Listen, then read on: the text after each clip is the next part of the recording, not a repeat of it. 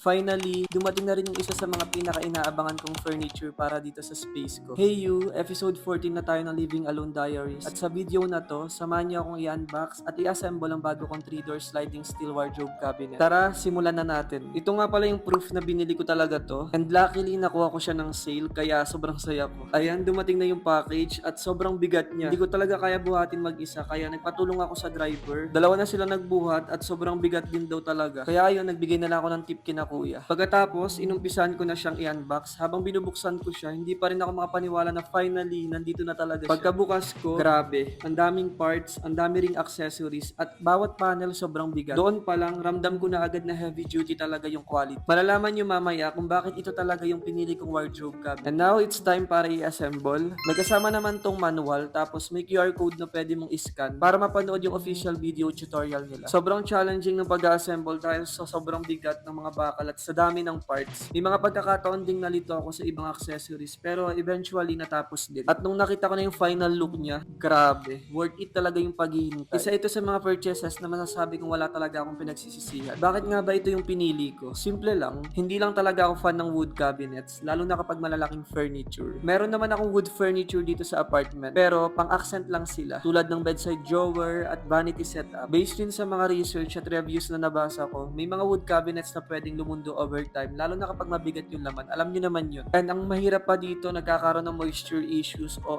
magdepende sa environment. Kaya naman, steel cabinet na yung pinili ko. Ito na yung final look. 3-door sliding wardrobe cabinet siya at nasa gitna yung full body mirror. Isa rin yun sa mga favorite features ko kasi sobrang slick tingnan at space saving gamitin. Sobrang ganda rin ng mirror. Sa totoo lang, isa to sa pinakamabigat na parts ng buong cabinet. Sobrang clear ng reflection at hindi siya distorted o blurred. Makikita mo yung premium quality. Sa gitna, meron siyang malaking hanging section na perfect para sa long clothes tulad ng dresses, coats, o kahit mga pants na ayaw mong matupi. Sa kaliwang side, meron ding hanging section na perfect para sa polo, t-shirts, at iba pang shirts. May open shelves din para sa mga folded clothes at iba pang essentials. Sa kanang side naman, may open storage at may built-in vault na may sariling lock. Perfect to para sa mga important documents at iba pang valuables. Isa pa sa favorite feature ko, lahat ng doors may sariling susi. Plus points yun lalo na kung may mga importanteng gamit kang gustong i-secure. Bukod doon, water resistant, scratch resistant, at termite proof na din siya. Kaya kung nakatira ka sa apartment, condo, dorm, o kahit sa sariling bahay, sobrang practical at sulit talaga itong wardrobe cabinet. Kung nagustuhan nyo ito, available lang siya sa showcase ko. At kung gusto nyo ng product link, comment lang kayo sa baba at ibibigay ko sa inyo. Kung may na-skip kayong episodes ng Living Alone Diaries ko, available pa rin lahat ng previous episodes sa profile ko. Sa next episode, ipapakita ko na sa inyo refrigerator at washing machine ko. Excited na rin akong i-share sa inyo yon. So kung hindi pa kayo naka-follow, follow na para updated kayo sa mga